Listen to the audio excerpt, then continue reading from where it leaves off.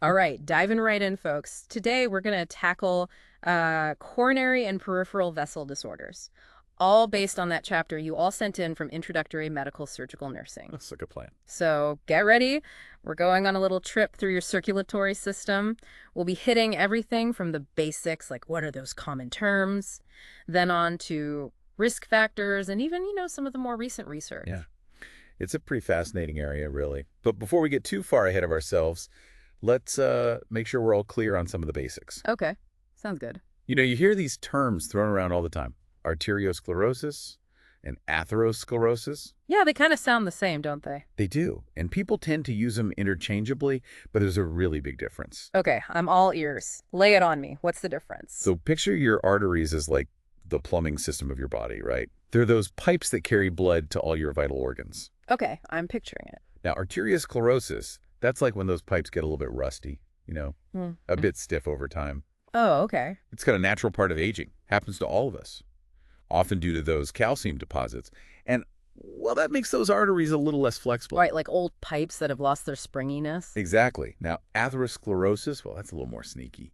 Yeah. Think of it as like gunk building up inside those pipes, Ooh, okay. slowly clogging things up. And that gunk, that's mostly cholesterol.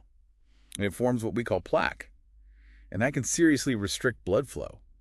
So atherosclerosis, that's the one that really causes problems down the line, right? Exactly. Leads to all sorts of issues. Now, the chapter that you sent in, it mentions a whole bunch of risk factors. Like, what are some of the big ones, the real culprits here? Oh, you've got your usual suspects, high blood fat or hyperlipidemia, smoking, of course, always going to mention that, stress, obesity, diabetes, and hypertension. Okay, so all the things we hear about all the time. The classics. But here's the thing. These all contribute to that plaque buildup, right? But what's really fascinating is the link to infections. Infections, really? Yeah. It turns out that even infections that seem totally unrelated to heart health, like chlamydia pneumonia. Chlamydia pneumonia, like a respiratory thing. Yeah, just a common respiratory bug, right? Right. Well, even that has been linked to atherosclerosis. Wow, I never would have expected that. Yeah. And, scientists are still trying to figure out exactly how that works. But it just goes to show you there's this super complex relationship between our immune system and, our cardiovascular health. So even like a common cold or something could have these long-term consequences for our arteries. Exactly. It's a really good reminder to take care of yourself, even if you think you're dealing with, like, just a minor bug. Definitely. I mean, wow, that puts things in perspective. Now, another big factor, another key player in all this is inflammation. Inflammation, okay. Yeah, believe it or not, body fat, it releases proteins that actually promote plaque buildup. So it's not just the fat itself that's the problem. It's also like the signals it sends out, Yeah. this inflammatory response it triggers. So it's like a double whammy, right? The fat clogs the pipes, and then it sends out these signals that make things even worse. Exactly. Perfect way to put it. And when you put all these factors together, you get like the perfect storm for atherosclerosis development. Right. A recipe for disaster. Exactly. Yeah. So now let's zoom in and see what's actually going on inside the artery as this plaque builds up. Okay, I'm ready for my microscopic view. Okay, so picture this, right? You've got these fatty deposits, and they're accumulating under the artery lining, kind of like these little mounds pushing against the wall. And they start narrowing that passageway, like restricting blood flow. And then eventually that pressure can cause a tiny little tear in the lining. Oh, no. Exposing that fatty core to the bloodstream. Oh, that sounds bad. And it can be, because now your body's repair system, it kicks into gear, right? But sometimes it actually kind of backfires. Platelets, those tiny little cells that help stop bleeding. Right. Well, they see this exposed fatty lesion and they think, injury, time to form a clot. Oh, no. So they're trying to help, but they're actually making things worse. Yeah, exactly. They rush in to, fix the problem, but they end up making things worse. Oh, wow. Because that clot, it restricts blood flow even more. And if it grows large enough, well, it can completely block the artery. And that can lead to some serious consequences, things like a heart attack or a stroke. Okay, so preventing that initial plaque buildup is really key here, right? Absolutely. Prevention is always better than cure, as they say. Now, the chapter you shared also mentioned something called GPER. I'm not familiar with that one. What's GPER all about? Oh, GPER. That stands for G protein-coupled estrogen receptor. Okay. It's been, Kind of hot topic in cardiovascular research lately. So I guess a connection to heart health makes sense. Yeah, initially scientists thought it was mainly involved in regulating blood pressure. Okay, that makes sense. But what's so interesting about this GPER, why all the buzz? Well, it turns out GPER is found in a really wide range of tissues. Nervous system, reproductive organs, digestive tract, muscles, and even those cells lining the small arteries we've been talking about. Wow, so it's a lot more widespread than they initially thought. Exactly. And that's opened up a whole new avenue for potential treatments. Research is suggesting that regulating GPER could actually help protect those arteries from damage, Okay. especially after a period of reduced blood flow, which we call ischemia. So GPR is kind of like a shield, preventing further damage to those blood vessels that are already vulnerable. Yeah, you can think of it that way. That's incredible. It definitely has potential, but there's still a lot we don't know about it. For example, GPR has also been linked to some cancers. So it's a complex system with a lot of moving parts. Okay, definitely something to keep an eye on. So let's shift gears a bit now. Let's talk about coronary artery disease, or CAD. This is when those narrowed and clogged arteries, the ones we've been discussing, specifically affect the heart. All right, you got it. CAD, it's basically what happens when arteriosclerosis and atherosclerosis team up to, cause problems in the heart's arteries. And those consequences can be pretty serious, right? Absolutely. It can lead to angina, that classic chest pain that feels like squeezing or pressure, and even heart attacks. Not something to take lightly. Definitely not. So who's at risk for developing CAD? Is it just lifestyle choices or is there more to it? Well, it's a combination of factors, really. Some Hmm. things are inherited, like being male, having diabetes, high lipid levels, a genetic predisposition, or hypertension. Okay, so some things you can't control. Right. But lifestyle choices definitely play a big role, too. Smoking, a sedentary lifestyle, obesity, even having a high-stress personality, these all increase your risk. Okay, so it's a mix of genes and lifestyle. So what are some of the early warning signs? Like, how do you know if you might have CAD? That's the tricky part, because the early stages can be pretty silent. You might be completely asymptomatic, meaning no symptoms at all, or you might just feel unusually fatigued, Mhm. more tired than usual. Hmm. Okay. But as CAD progresses, angina sets in. That chest pain, often radiating to the shoulders, arms, jaw, neck, even teeth. Okay, so those classic heart attack symptoms. But are there any, less obvious signs to look out for? Anything that people might not realize? There are. For example, you know how sometimes you see an opaque ring around the cornea? Uh-huh. An eye doctor might notice that. Well, that can actually indicate systemic fat deposits, especially in older adults. Oh, wow. And that can be a red flag for potential CAD. So even an eye exam could provide some clues about heart health. Exactly. It's all connected. That's amazing. Mm.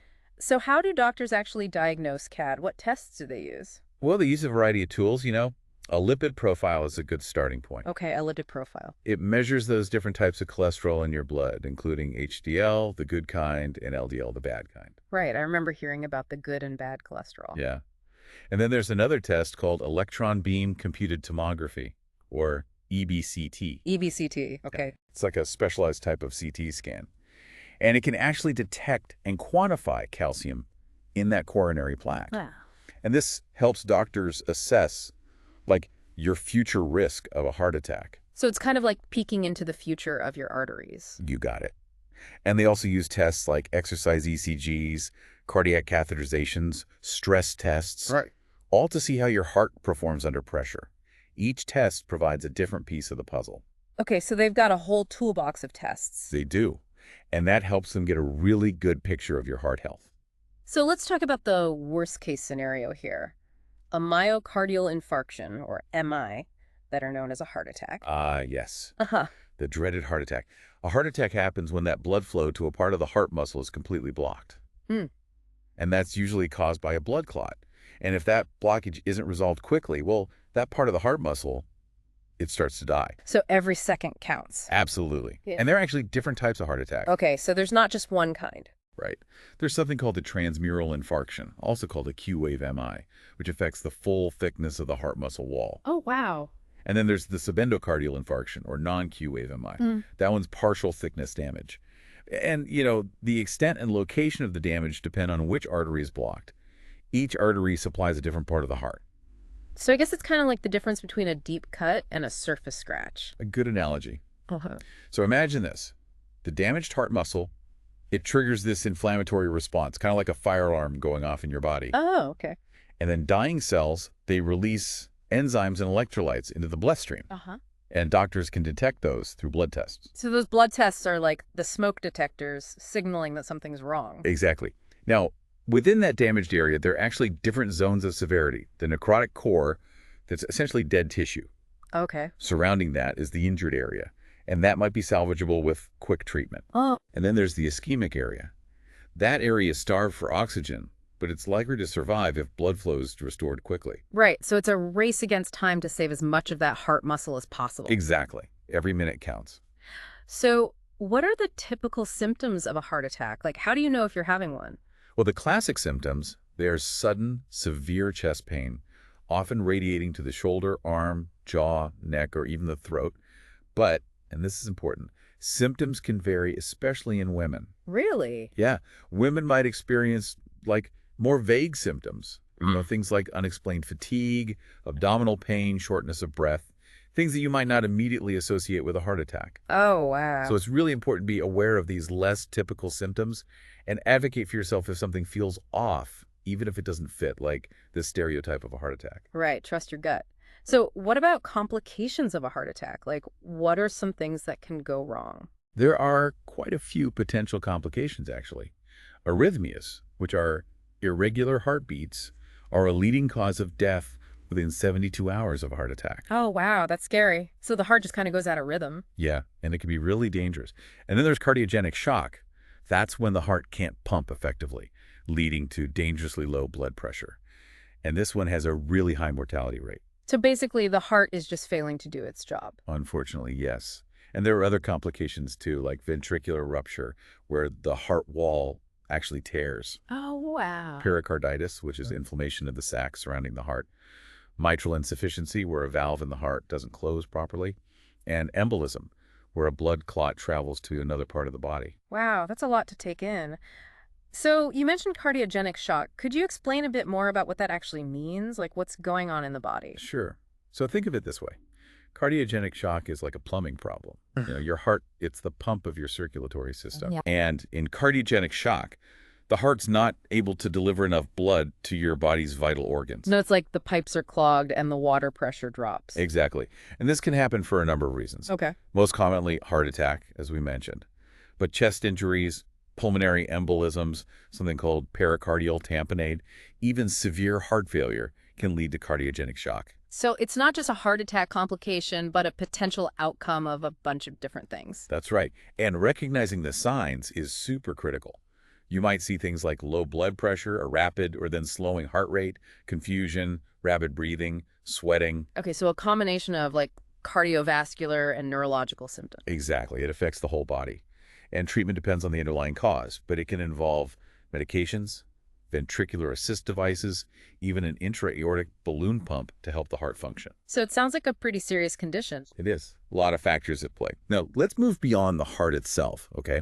Let's dive into peripheral vascular disease, or PVD, which affects blood vessels beyond the heart. Okay, PVD. PVD, it's a broad term, but the most common type is peripheral artery disease, or PA.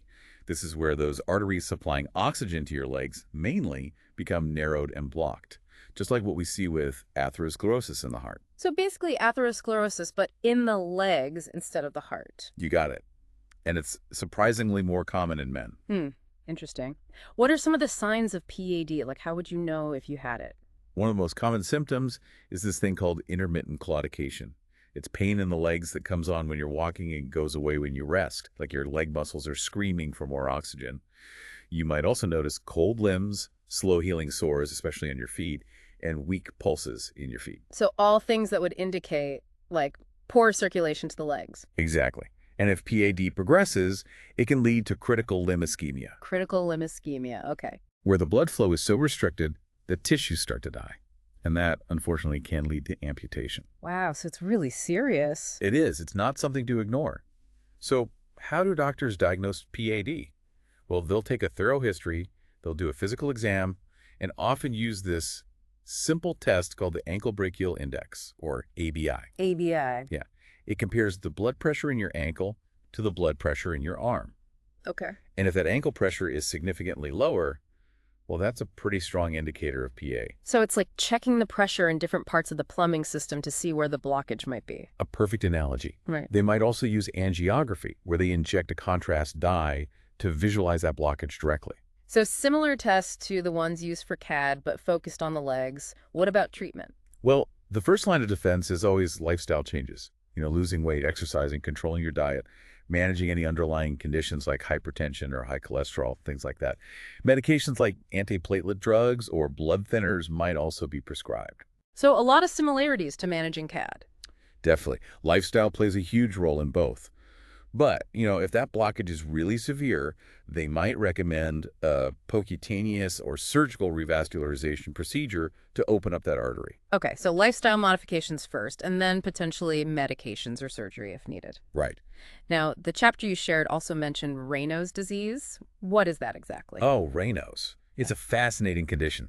This is where the small arteries in your fingers and toes, sometimes even your nose, ears, or chin, they go into these brief spasms. Spasms, so like they suddenly constrict. Exactly. And this causes temporary ischemia, meaning reduced blood flow to those areas. It's often triggered by cold exposure or stress. Ah, that's why people say their fingers turn white or blue in the cold. Right, exactly. And it can be pretty painful, numbness, tingling, or even aching. The affected areas usually go through this color change, white, then blue, then red, as the blood flow returns. So like a little light show in your extremities. Yeah, in a way. But, while it can be uncomfortable, it's usually not that serious. Mm-hmm. However, in rare cases, it can progress to ulcers or gangrene if the ischemia is really prolonged. Okay, so something to be aware of, but usually not a major concern. What about treatment for Raynaud's? The key is managing those triggers. Okay. So keeping warm, minimizing stress, avoiding things like smoking, which can worsen those spasms. Right. Medications like vasodilators, which help relax those blood vessels, can also be helpful. So all about keeping those blood vessels happy and flowing freely. Exactly. Okay. Now, let's talk about blood clots, because they can cause a whole other set of problems. Blood clots. Oh, boy. Yeah, the chapter you shared mentions thrombophlebitis and phlebothrombosis. I always get those two mixed up. Yeah, it's understandable. They both involve clot formation in the veins, right? Mm. The key difference is inflammation. Thrombophlebitis is when you have inflammation along with the clot, whereas phlebothrombosis is just a clot without inflammation. Okay, so inflammation is the key difference between the two. Yeah, But why are blood clots such a big deal anyway? because they can break loose and travel to other parts of the body, causing blockages. A clot that forms in the legs, known as a deep vein thrombosis or GVT, can travel to the lungs, causing a pulmonary embolism, Oh, wow. and that can be life-threatening. So a seemingly minor problem in the leg can have really major consequences. Absolutely. And the symptoms can be really subtle too. Things like a mild fever, pain, swelling, tenderness in the affected leg. Doctors might check for something called Hohmann's sign, where flexing the foot upwards causes pain in the calf, but even that's not always reliable. So early detection is really key here. It is. So how do doctors actually diagnose blood clots? What tests do they use? Imaging tests are the gold standard for diagnosing blood clots. Okay. Doppler ultrasound uses sound waves to visualize blood flow, Uh-huh. and venography involves injecting a contrast dye to highlight the veins. Okay. These tests help doctors pinpoint the location and size of the clot. So a mix of like non-invasive and slightly more invasive tests. Exactly. What about treatment for blood clots? What do they do? Well, for DVT, the main goal is preventing that clot from getting bigger and traveling to the lungs. So they might recommend things like bed rest, elevating the leg, applying heat, taking pain relievers, and then medications like heparin or warfarin, which are blood thinners, are also commonly prescribed. So all about thinning the blood and preventing further clotting. What if the clot is already like blocking an artery? That's definitely a more urgent situation. They might give what's called a heparin vise bolus, followed by continuous heparin therapy to quickly try to address that blockage. Okay. Vasodilating medications can also be used to improve that circulation. And in some cases, they might even do what's called a sympathetic nerve block to help reduce vasospasm, which is, certain constriction of the blood vessels. So it's like a multi-pronged approach to restore blood flow. Exactly. And what if those measures don't work? Well, if those initial measures don't work, then they might need to do surgery to remove the clot, like a thrombectomy or embolectomy, or even an endarterectomy, which is removing plaque from the artery wall. And in some cases, even a coronary artery bypass graft, or CABG, if they can't restore circulation otherwise. Okay, so they have a whole range of treatment options depending on the severity of the blockage. They do. Now, what about the nursing care for patients with blood clots? What are some key things that nurses need to watch for? Oh, nurses play a vital role in this. They're constantly assessing patients, looking for any subtle signs of a DVT. Pain, swelling, warmth, changes in skin color. Okay. They also monitor patients carefully for any signs of bleeding if they're on those blood thinners. It's a delicate balance. Makes sense. So it's all about early detection and careful management. Exactly. And patient education is crucial too. Oh, wait. Nurses teach patients how to prevent DVTs in the first place. Things like wearing compression stockings, staying active, avoiding long periods of sitting or standing. Okay, so lots of valuable information about blood clots. Now, let's move on to venous insufficiency. Venous insufficiency. Okay. That sounds like it's related to, those bulging veins that we often see. You're right. Venous insufficiency is basically impaired blood flow in the veins. Okay. And it's often the culprit behind those varicose veins. So the blood isn't flowing back up to the heart properly. Exactly. And this can happen for a few reasons. Weak valves in the veins, prolonged standing, obesity, even pregnancy, anything that puts pressure on those veins. So it's a mix of lifestyle factors and physiological changes. Right. So what are some of the telltale signs of venous insufficiency? How would you know if you had it? People often complain of things like leg fatigue, swelling, aching, and then, of course, those visible distended veins. Right. So it's both like a cosmetic issue and also uncomfortable. Yeah, exactly. And how do doctors diagnose it? Well, they'll do a physical exam, and they might use a test called photoplethysmography. Photo what? Photoplethysmography. Oh. It sounds complicated, but it's basically just shining a special light on the skin to measure how much light is reflected by the blood in your veins. Okay. And that helps them assess how well the blood is flowing. So like shining a light on the problem, literally. Exactly. They might also check for something called venous reflux, which is the downward flow of blood in the veins, which indicates those valves aren't working properly. Right. Okay, so what about treatment? Yeah, what do they do for that? The goal is to improve that venous circulation. So they might recommend wearing compression stockings, elevating the legs, losing weight if needed, avoiding long periods of standing. So a lot of those same recommendations as for preventing blood clots. You got it. It's all about keeping that blood flowing properly. Okay. Now, for more severe cases, they might suggest what's called pneumatic compression therapy.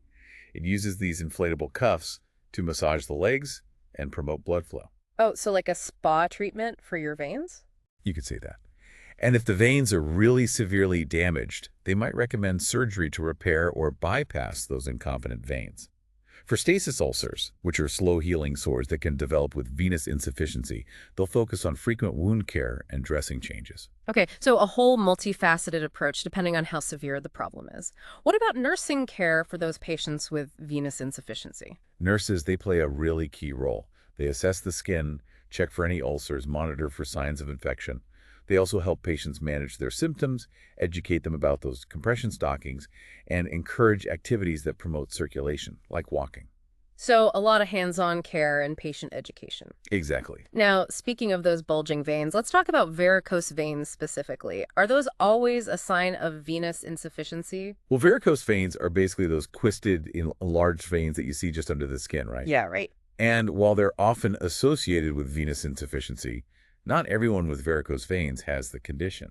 Oh, so they could be a cosmetic issue without any, underlying circulatory problems. Yes, exactly. They're more common in women. Yep. And things like pregnancy, obesity, prolonged standing can make them worse. There are those pesky lifestyle factors again. Always lurking. And the symptoms are usually just those visible veins, although they can sometimes ache or feel heavy. Okay, so more of a nuisance than a serious health threat in most cases. Right. What about treatment for varicose veins? If they're not causing any real problems, treatment might not even be necessary. Okay. But, if they're causing pain or discomfort, they might recommend compression stockings, something called sclerotherapy, which involves injecting a solution to shrink those veins or even surgery to remove them. Okay, so a range of options depending on, how bothered you are by them. Now, let's talk about a potentially silent but dangerous condition. Aneurysms. What are those exactly? An aneurysm is a weakened and bulging section of an artery wall. Think of it like a balloon that's about to burst. Oh, okay, that doesn't sound good. It's not. And the scariest part is they can be completely silent until they rupture.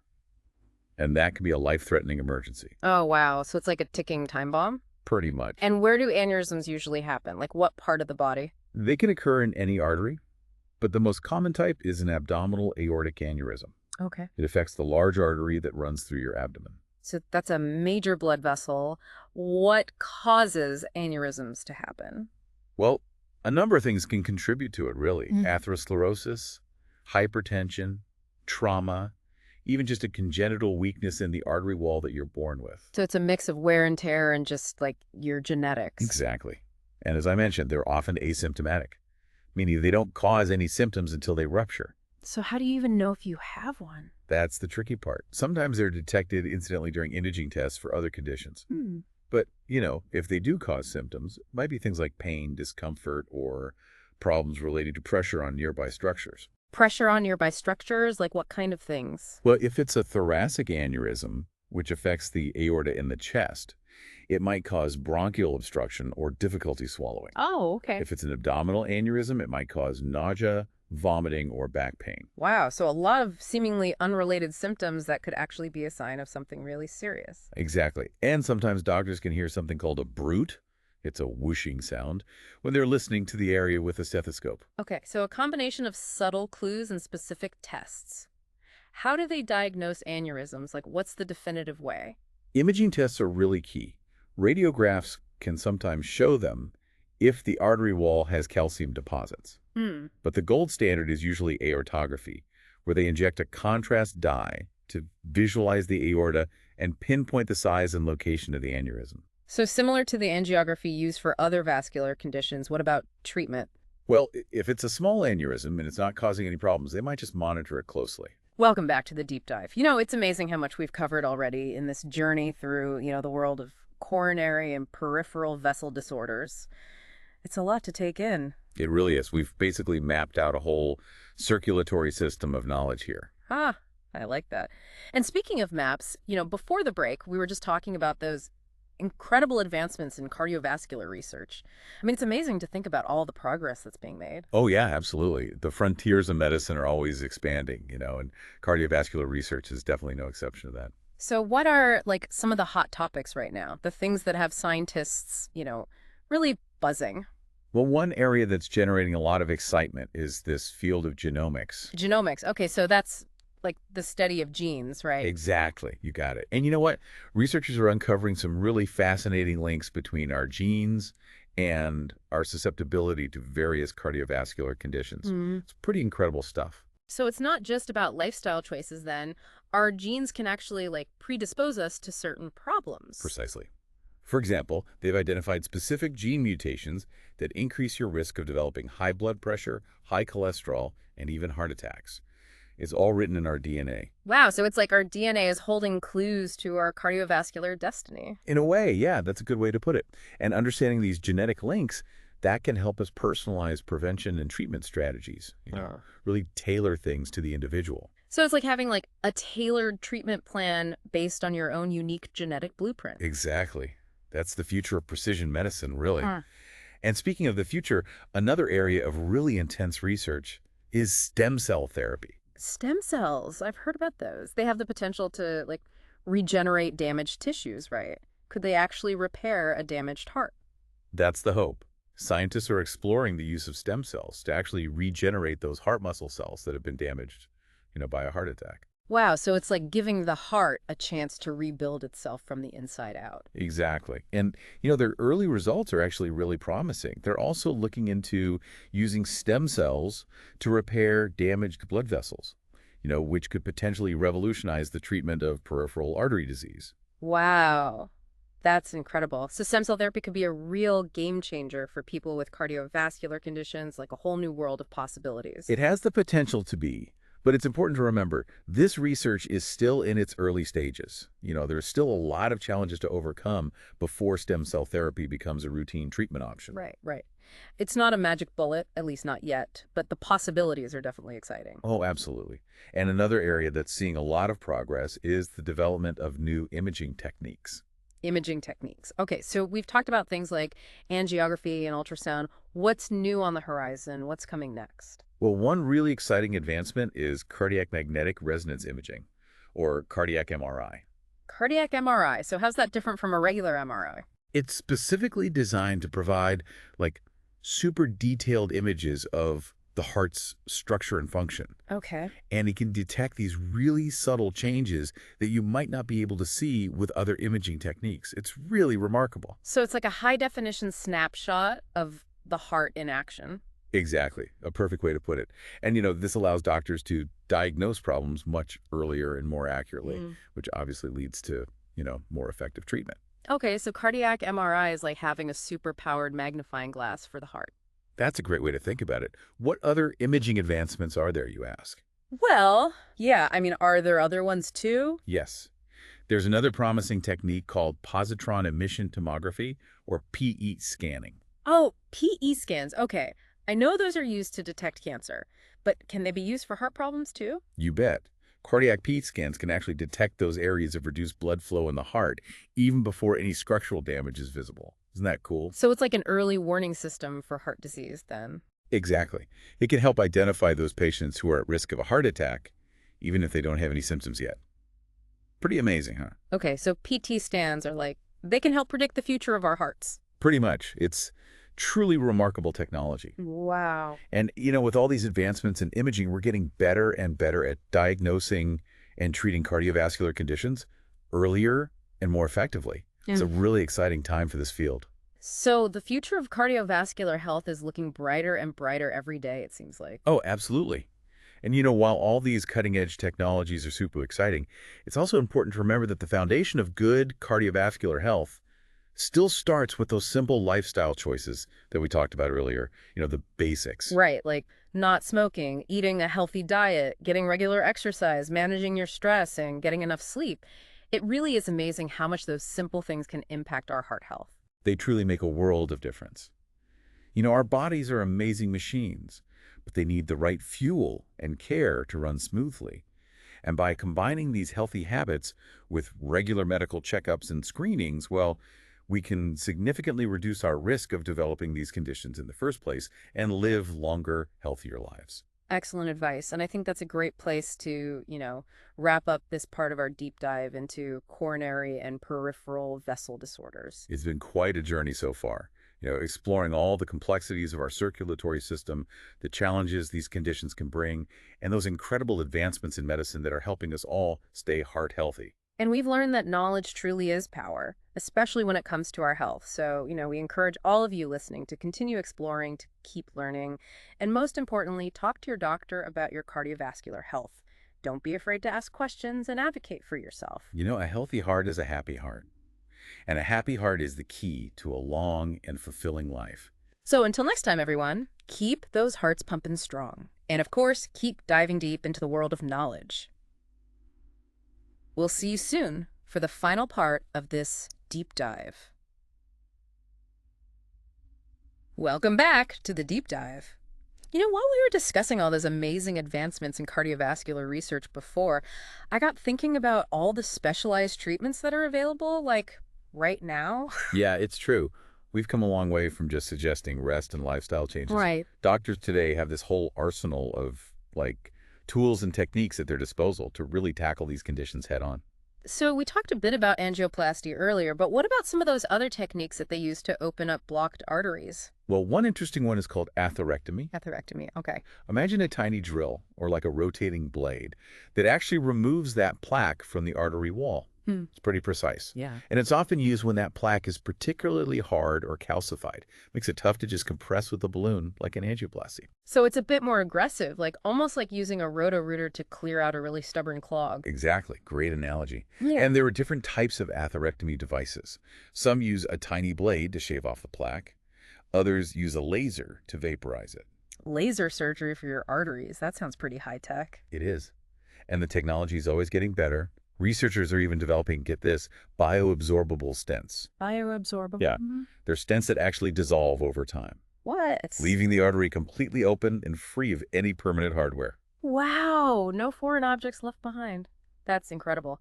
Okay, what about coronary artery bypass graft surgery, or COBG? COBG? I know that's often considered the gold standard for severe coronary artery disease. Yeah, that's right. CABG is a major surgery, no doubt about it, but it can be really effective. What they do is they take a healthy blood vessel from another part of the body, Okay. often the leg or the chest, and they use it to create a detour around that blockage in the coronary artery. So it's like building a new highway for the blood to bypass the traffic jam. Exactly. Now, traditionally, this surgery required using a heart-lung bypass Oh, machine to keep wow. the blood circulating while the surgeon's working on the heart. Wow, that sounds super complex. It is a highly specialized procedure. But even here, technology is advancing. Minimally invasive techniques are becoming more common now. Less trauma for the patient, faster recovery times. So less downtime, back to normal life more quickly. That's great. So what about people with like really advanced heart failure? People who maybe aren't candidates for those types of surgeries? Are there any options for them? Yeah, for those patients with end-stage heart failure, there are things like left ventricular assist devices, Mm, or LVDs for short. LVADs, okay. I've heard of those. Aren't those like kind of like mechanical pumps? They help the heart circulate blood? That's exactly what they are. Pretty amazing technology. It's basically a lifeline for people who might not survive otherwise. These devices can be used as a bridge to transplantation, while they're waiting for a new heart, or as a long-term therapy for people who aren't eligible for a heart transplant at all. So it's like a bridge to a new heart or a way to keep the current one going as long as possible. It's incredible what they can do these days. It really is. It's amazing to see the progress we've made. But, alongside those procedures, medications also play a vital role in managing these conditions. Right. Medication. Things like antiplatelet agents like aspirin, cholesterol-lowering statins, beta blockers for high blood pressure, ACE inhibitors, which help relax blood vessels. These are just a few examples of medications that are commonly prescribed. Right. So a whole arsenal of drugs to keep those blood vessels happy and healthy. You got it. And the future of cardiovascular care is looking brighter, too. Genomics, the study of our genes. Right. Genomics. Well, that's helping us personalize those treatments even more based on an individual's, genetic predisposition. So no more one-size-fits-all approach. We can really tailor the treatments to someone's specific DNA. That's the goal. And then there's stem cell therapy, which we talked about earlier. Right. Stem cell therapy. Holds so much promise for regenerating that damaged heart tissue and those blood vessels. It's still early, but the potential is huge. Yeah, it's like giving the heart a chance to rebuild itself. It's incredible. Now, what about new diagnostic tools? Anything cutting edge in terms of imaging techniques on the horizon? Definitely. Cardiac MRI provides incredibly detailed images of the heart's structure and function.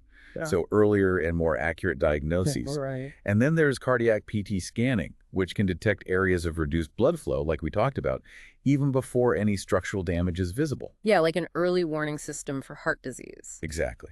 And these advancements are helping us detect and address problems way before they become serious. It really is amazing to think how far we've come in treating cardiovascular disease. It is. But in the midst of all this incredible technology, it's important to remember that the foundation of good heart health still lies in those everyday lifestyle choices we keep talking about. Right, the basics. Not smoking, eating a healthy diet, getting regular exercise, managing stress, getting enough sleep. Those are still the cornerstones. Absolutely.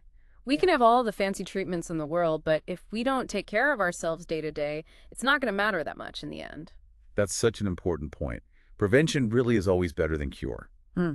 And by combining those healthy habits with those regular checkups, we can dramatically reduce our risk of developing these conditions in the first place. So it's all about being proactive. Well, I think we've truly explored the depths of coronary and peripheral vessel disorders today. It's been quite a journey. It has. I hope our listeners feel, more knowledgeable and empowered to take charge of their heart health. Me too. And remember, everyone, this deep dive, it's just a starting point. Yeah. There's a ton of information out there. So keep exploring, keep learning, and most importantly, keep those hearts healthy. That's right. Thanks for joining us on the deep dive.